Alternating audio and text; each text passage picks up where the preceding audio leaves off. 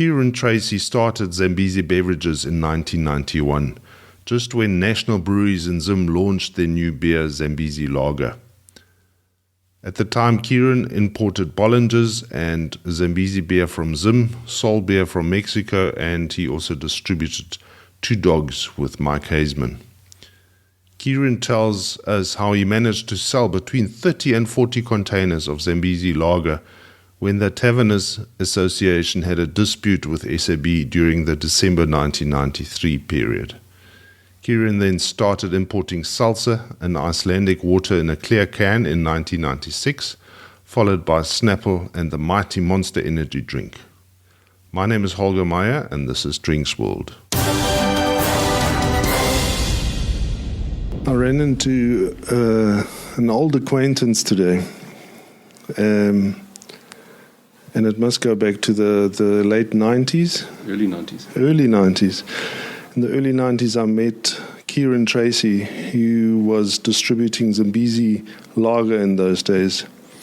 And I was at a function, I think at the Keg Group, where I was introduced to Kieran, and we asked him to distribute our Bavaria non-alcoholic, the Bavaria 0.5. And that's how I came to meet you. I mean, that's where I met you, Kieran. Welcome to the show. It's a pleasure. Glad to be here. Can you remember that incident? And it's interesting because I saw Robbie Mitchell earlier. He was one of the founders of the Keg Group, and I think we had a suppliers evening or something at the Kegs. And good memory. Was a bit frazzled off the trading terms that I've had to pay. And I was there with Rainer Funk. You might remember Rainer. He owned that Bavaria Breweries. So tell us a little bit about your story. You obviously had something to do with Zim and stuff. Your company was called Zambezi Brands or Zambezi Beverages. We called it Zambezi Multi-Level Trading. Okay. That was the shelf name company. Okay. In the early days, and that was sort of 91, 92. Mm-hmm. And, I think there was a story in Zimbabwe that we had heard. This is before email and the internet, of a new beer that was developed by National Breweries at the time, and it had the namesake of Zambezi Lager, which was immediately catching.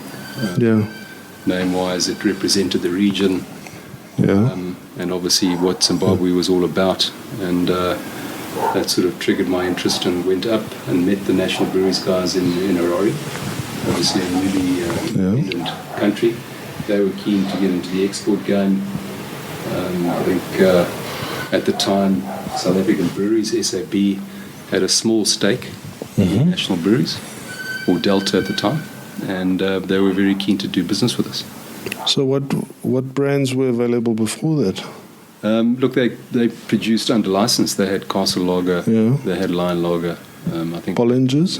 Black Label. Yeah, Bollingers came after Zambezi. Okay. That was a sort of a dry offering. But the Zambezi was sort of their flagship. And that was only launched in the 1990s? It was about 90, 91, 92 that it was launched. And we went up and we met the guys. They were keen. South Africa was sort of going, coming out of the abyss. They were interested in doing business with South Africa again. And I think we were talking, De Klerk was loosening up the situation. The political arena, I guess, was changing. And before we knew it, we had a couple of pallets coming across the border. Pre-sold them all, I think, all to Benny Goldbergs and bootleggers, and those guys took it immediately. And I gave up the day job. And which was? Which is a computer salesman, selling software and hardware. So you knew how to sell? I think you got to know how to sell when you're in this game. So, and we put the house on it, and a container of Zambezi came over, went into Benny Goldberg's, and I think Macro took some of it at the time. There was had one or two stores, and the rest was history. And that's how you started? That's how we started. Okay. I think we spent our turnover. We didn't know anything about profit and loss. That sounds familiar. Yeah, and we used to deliver on the back of a 1972 Toyota Land Cruiser. Wow. I don't think we worried about a liquor license. Oh, you didn't? Okay. No, we were delivering beer off the back of a truck. Yeah. It was easy in those days. I can tell you stories of guys now in the township doing the same thing without licenses, and then That was us. Yeah, We taught them. yeah, interesting. So so in the early and Macro, I mean, they were happy to buy from They took it, and Bollingers came in online, and that was the beginning. And then we saw this as there was a niche. Yeah. There was no availability of obviously after sanctions and all that that were imposed on the country, there was no choice. Yeah. So we had this sort of desire to get more and more products, and I think we took on Sol. We had Two Dogs. We did Budweiser. Two Dogs. No, I remember Two Dogs. Yeah. We made that at Bavaria. Exactly. Yeah. With Michael Hayesman. Yes. Yeah. It was me and Mike Hayesman that actually started that. Oh, okay. Through a guy called Duncan McGilvery from Australia, who actually sold it to us in the first place, and we sold it into Mike Hayesman's action cricket setups. Yeah. And that's how we started Two Dogs. And Pity it didn't work, eh? it didn't work. I think it was probably a bit before its time. I think it's around still. Not here. Not anymore. No. I think it's come and gone. Yeah. And then Hooch came, I think. I think then Hooch, Yeah. which we sort of managed with the Cellar Master guys, Yeah. Oh, were you involved with that? involved with the Hooch brand as well. Okay. And then I think that also came and went. The Hooch, but Hooch is- it spearheaded that whole alcoholic Yeah. sort of. So Hooch is now owned finally by KWV. It's now in that stable. I think Pepsi ended up with it, and now KWV owns it. Yes. And who was running Cellar Masters? That was before Linus and his... It was Fred Lattagan. Yeah. Yeah. And Linus van Zyl. Leon Benzel and Sonia Benzel. Yeah. It was a proper family-run business. Eh? Yeah. Yeah. And I remember we ended up putting our Bavaria beers into that setup just before they closed or liquidated. Yes. And so how long did you do Zambezi? Yeah, the Zambezi story, we obviously went through ups and downs. I think our biggest threat was SA Breweries. They didn't like our presence. We had a really good association with the NTA, the National Taverns Association. In fact, there was a story about a boycott that took place where the NTA, that had something like 2,000 taverns in the inland area that they controlled in the townships, and they wanted a beer that represented Africa. Yeah. I think they had some issues with SAB at the time on supply or trading terms, etc.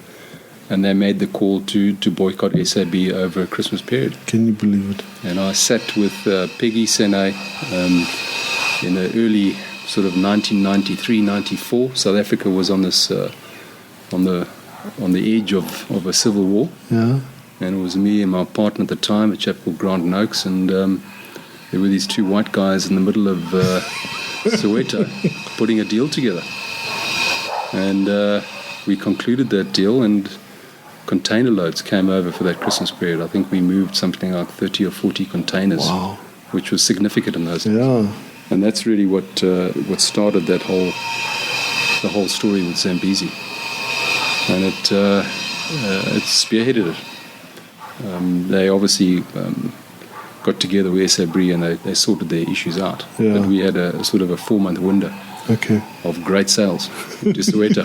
Dream sales. Yeah. So, and Zambezi, I think we had it probably until about the late 90s, and then there was an issue with the supply coming out of Harare. The story went is that one of the glass factory imploded.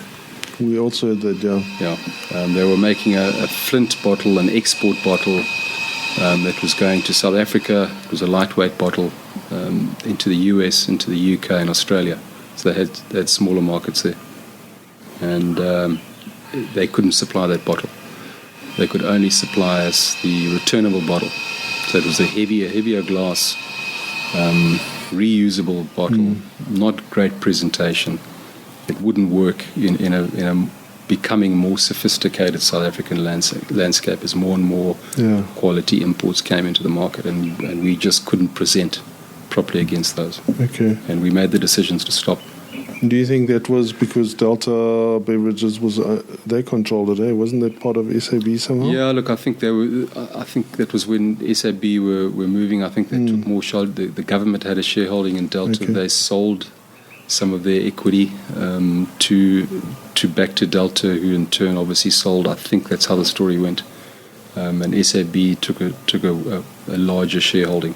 Yeah. They controlled it more, and there was a bit of a squeeze. I think Sure. they saw it as competing with themselves. Yeah. They didn't want independent importers running product across the border. Yeah. So it basically fizzled out. The Zambezi ended round about sort of the early 2000s. Okay. Yeah.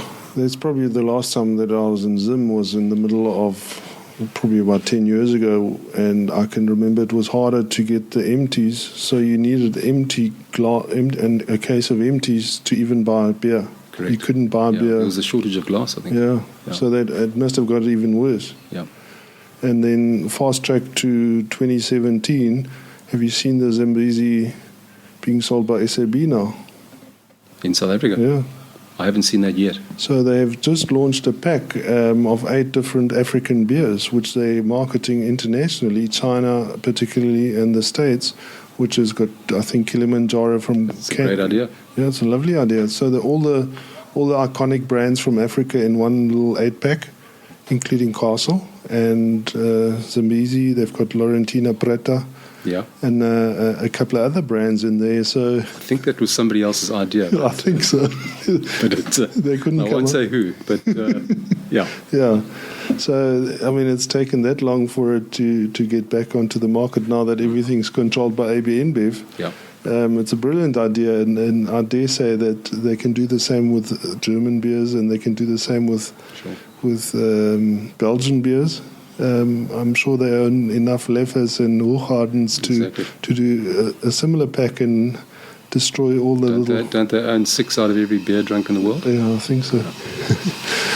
Yeah, that's interesting. And so out of that Zambezi Beverages, or Yeah, I think we'd realised at that stage that that we were playing, in a sandpit that was too big for us, and it was on a visit to the UK that I picked up a product in the beverage section at Harrods, and it was an Icelandic water in a clear can, and that was Seltzer. And I'd met with the Seltzer guys in the UK, London, and said that we were a beverage distribution business in South Africa. Would you be interested in selling your product? And his first words were, "Not another South Africa." He said, "We're getting so many calls from you guys." I said, "Well, let's move quickly." And by the time I got back to Johannesburg, we had a container on the water. really? Yeah, and that really spearheaded my business, financially and obviously viability-wise. Yeah. And we started. What the year Seltzer was brand. That would have been around about 1990, probably 1996. Okay, that long 97. ago. That's sort of at least 20 years ago. Yeah. So Seltzer's been in the market since then. Okay. And Seltzer was the first, and followed by Snapple and Monster, and we were obviously a third-party distributor for all the series, Energy Aid, etc. here in South Africa. And in terms of the water, were you one of the first? Was it flavored then, or was it just pure water? Yeah, it was flavored. The product was actually manufactured in Iceland, which gave it a bit of an edge. And at the time, it was quite revolutionary, I could say, in the soft drink arena. There was really not much choice again. We saw a gap in the market. There was no such thing as a clear flavored soft drink. All the products at that stage were all colored and full of artificial sweeteners, and this was truly the first adult soft drink. Okay. It was aimed at an adult market. It was slightly more expensive in packaging that nobody had ever seen, the see-through can. Yeah. And the sales were phenomenal. We really spearheaded that whole flavored water category. And obviously there's been a lot of other Me Too products and bigger players that have, come into that landscape and done well. But Seltzer was the first. And Just for my own interest, when did the likes of Aquila start? Can you remember?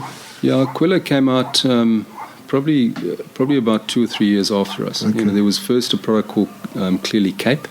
Yes, In a glass bottle, and they were quite ambitious, and they did well in a glass bottle.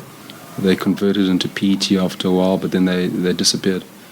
And Aquila sort of took that lead, and they sort of took over their market. So it was really just the two of us that sort of competed. But we've seen what Aquila's done now. They've taken it to another level. Yeah.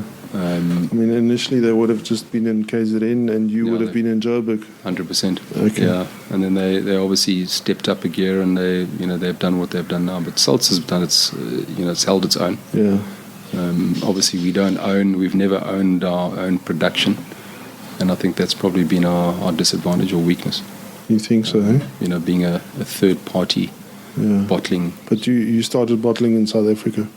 Yeah, we started bottling here in about 2001. Up until then, it was imported directly from Iceland. Can you imagine? Yeah. So, the exchange rate played a part there as well. As the rand got weaker in time, it just wasn't viable to import. And with other players coming into the market, it was a price issue. Yeah, always. So we had to make locally. Okay. And that was it. And who owns the brand? Supergroup owned. The actual brand? The Seltzer brand itself.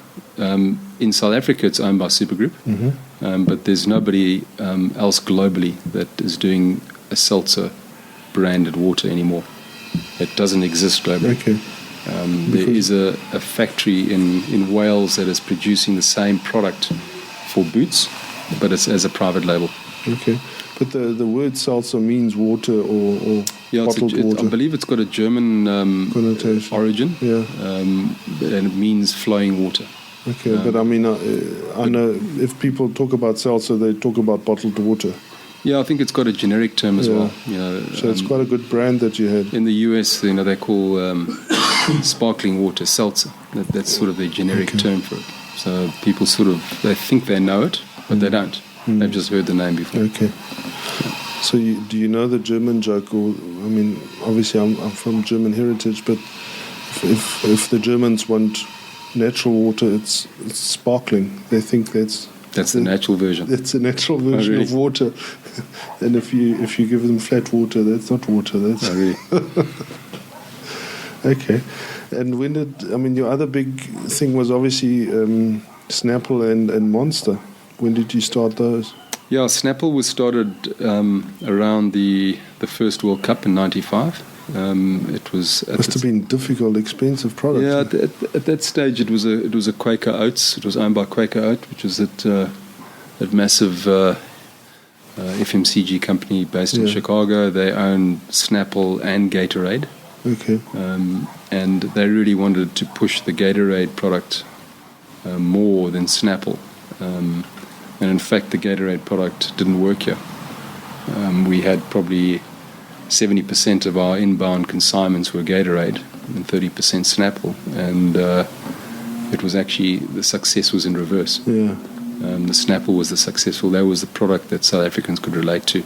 They understood it, they got it. Whereas Gatorade, we were competing against the Powerades and at the time it was Energade. I think there was Lucasade as well, and then Powerade at a later stage. So it didn't sound authentic. It didn't work. Yeah. As we know, Gatorade's the number one globally, but it's never worked in South Africa for some reason. So Snapple was it, and we purchased Snapple from Quaker, and then Quaker sold the product to Trioc, and then Trioc Beverages sold the product to Cadbury Schweppes, who in turn split the business, and Dr. Pepper Snapple was created, as it is now today. So it's still a Cadbury's in a dotted line product, but it's run and owned by Dr. Pepper Snapple. Okay. So Snapple has been around since mid-90s, 95, 96, and it's still going strong as an import. Amazing how, such an expensive product can work in a country like ours. Yeah, I think we're quite US orientated.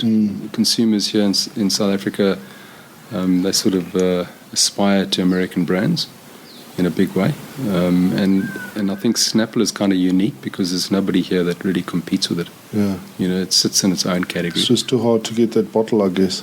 I think it's the glass, it's the way they manufacture it. It's got no preservatives and unique unique tastes and flavors. But it definitely resonates, and they've done exceptionally well in this country. And it holds its own. Very elastic, price is high, people still buy it. Still buy it, Yeah. And when did the Monster story start? At the same time? No, Monster was much later. Okay. I think this was all before the energy sort of revolution, but energy drinks really started to create some kind of traction in the mid 2000s, I guess. Okay. Red Bull had been around for a while, but nobody had quite figured what it was all about. And then stroke of genius, I think it was originally Rockstar. Monster followed very quickly with a big can format. And that was really the game changer. Yeah. Double the size, same price as Red Bull. Okay. And that was the ticket into the game. Because I was distributing or redistributing Red Bull into the nightclubs and the on-trade and the taverns and stuff in Durban, and then along came Monster. Yeah. Monster came, and that was 2007, and it was hard at first. People were saying Red Bull is quite happy with one product. Look at it now. How many energy drinks are on the market, but Monster, with its global presence and its credibility, in that sports, extreme sports arena, and a great delivery, taste and price, and image, quickly took over that South African consumer's sort of mind. And by 2009, 2010, there was significant volumes being imported. And bigger than Red Bull or not? I don't think we ever got close to the Red Bull numbers. They're very, very strong and on premise. Yeah. That's their fortress. The clubs. They pay a lot of money to stay there. Yeah, I think that they've earned their right. To control that space. Yeah. It's the go-to mixer. It's the go-to pick me up in that environment. So nobody orders Smirnoff and Monster. Yeah, or Jägermeister and Monster. Very, very unusual to find that. It's Red Bull owns that. So it's a forecourt supermarket. It's a forecourt. It's on the move. It's on the go kind of purchase, I guess. But it's a credible opposition to Red Bull, and as you can see in the States, they're pretty much neck and neck as far as volumes go. But as you know, Coca-Cola own a portion of Monster now. Okay. And they have the global distribution rights. Okay. And they have it here in South Africa. And is it true that it was started by South Africans? Largely correct. There was a gentleman here who was South African, ex-South African. He left Johannesburg and settled in California. And he bought a fledgling beverage business called Hanson's. Northern Californian origin, I think. And I'm not too sure how the story went and how they went from selling a juice type product and going into a quite a edgy energy drink. That transition never really got that story, but I think that that they really understood what the consumer wanted. Okay. And they worked it out. They were smart. The formulation was brilliant. They got the right athletes and ambassadors around the brand. And South African. Okay. South African guy that engineered the success of Monster. Wow. And I think he's sitting on a beach somewhere in the Bahamas. I'm sure he is. Yeah. Okay. And what other interesting brands did you have? You also did Rockstar. Yeah, Rockstar came pretty closely after our contract ended with Monster. Okay. They were interested in obviously trying to emulate the success that we had done with the Monster guys, and especially in seeding the product in this market. And I think it was pretty short-lived. We only had a period of about a year and a half with Rockstar before the Zambezi Beverages business was acquired. Yeah. And Rockstar's found a new home. Okay. But it's always battled. I think at that stage, Rockstar was probably a little bit too late into this market. I think you had the EG type products, Red Bull and Monster, that had already obviously attracted and taken over the minds of the consumer in South Africa, and to have a third player in that sort of category would be difficult, especially as an import. Yeah, and from a distance, with a bit of beer experience and lots of distribution and sales experience, there's so many new breweries now, new gin companies or distilleries wanting to launch brands and so many lighties wanting to start distribution businesses. I mean, what do you think the key success stories or factors are for a startup now? I mean, would you... Yeah, look, I think it's quite overtraded, but my sort of humble advice is really startups is to understand your market, know your business, and approach your market, with the view that it's not going to be easy. You've got to understand where your products should fit. That 80-20 rule always applies. You're going to get 80% of your business out of 20% of your customers, and a rifle shot approach as opposed to a shotgun approach, and building it, from the foundation up, rather than trying to push volumes, at a large format supermarket or group and walk away. That does not work. And how did you do that, with forecourts or? Yeah, I think your mom and pop stores, up and down the high street. Okay. Going store by store. That's been my philosophy. And those aren't around anymore, are they? They're not so much, but okay. I still think that philosophy applies. It's all about getting those influencer zones right. Making sure your demographics are right. Selling your product where people will buy your product, not sort of shotgunning it out there and hoping for the best. It's having the right product, and at the end of the day, it's got to taste good. I think a lot of people forget about that. Might have the greatest label, the greatest bottle, the greatest price, a real cool name, but if it doesn't taste good, you won't get that second purchase. Okay. Yeah. And you never ventured into the liquor business again after Zambezi? I think we were dead scared. I think the big boys. I think SA Breweries, to fight that juggernaut was very, very difficult. Unless you had very, very deep pockets and large checkbooks. But it's not to say that I wouldn't ever go back into that trade again. Yeah. And then you managed to exit your company, or what's the formal word of selling a business to a big company? To exit, look, I think it's any entrepreneur's dream would be to be acquired by another business. Yeah.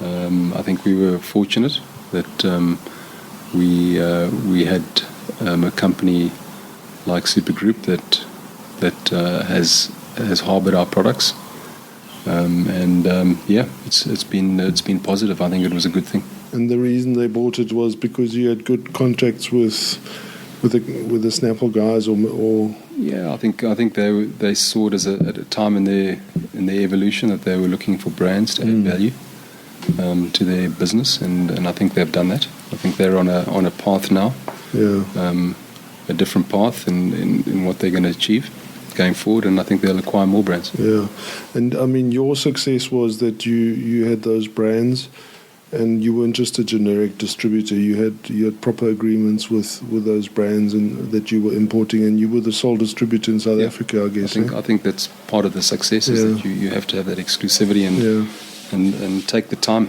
to visit those people in faraway countries and strike a deal. Okay. Sell the business, sell yourself. Yeah. Sell the territory, sell the country. Okay. Make them believe that the products are going to be looked after. That's all a principal really wants. He wants obviously consistent volumes, and he wants to know that his brand's going to be represented in the right way, and that he gets paid on time. Yeah.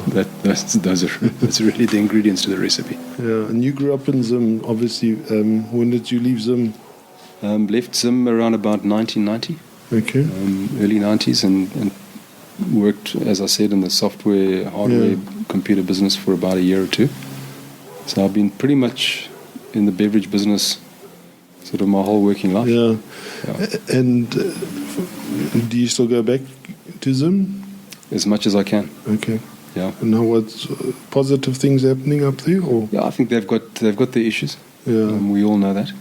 But the country, the landscape doesn't change. Yeah. You know, it's still a beautiful place to go to. Beautiful, yeah. Apart from the politics and the economy. You know. The economy is still down. Yeah, I think we know that they've got their problems. Yeah, and your other big thing was fishing, I believe.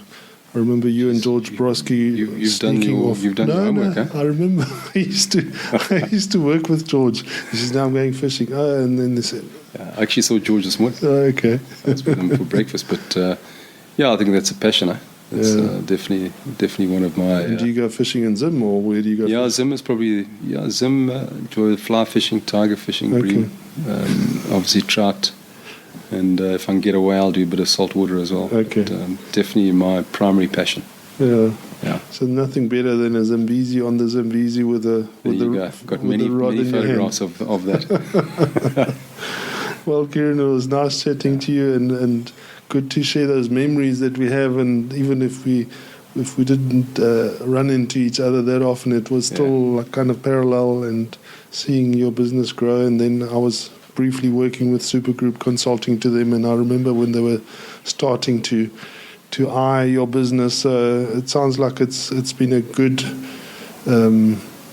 It was a good move. And are you still working for them? You're running a division for them? They've got a brand division within the Supergroup structure, and it's early days still. Okay. But I definitely see it. It's got potential. Yeah. We need to obviously get more brands into the basket. And those brands, you've got Bundaberg? Yeah, there's been a few new ones that have come on board. Okay. Bundaberg came across as well with Snapple and Seltzer. That was also yours. Schecter's Organic Energy, which is definitely which is a racing car guy. What was the his Schecter's name? guys, yeah. Jody, the world Toby, champion Formula One guy. Toby Schechter, yeah. Okay. It's his son that actually runs Is it the son? Out of Holland. It's a UK-based company, but certainly has a good proposition in this country. And then Rekorderlik, which is a Swedish pear cider out of Sweden, which is definitely holding its own in the category. So yeah, exciting, and there's more brands to come. Okay, good. We look forward to seeing your brands and to seeing you in the trade. Yeah, I'd like to see you more in the trade. Cheers, Kieran. Thanks. Cheers, Holger.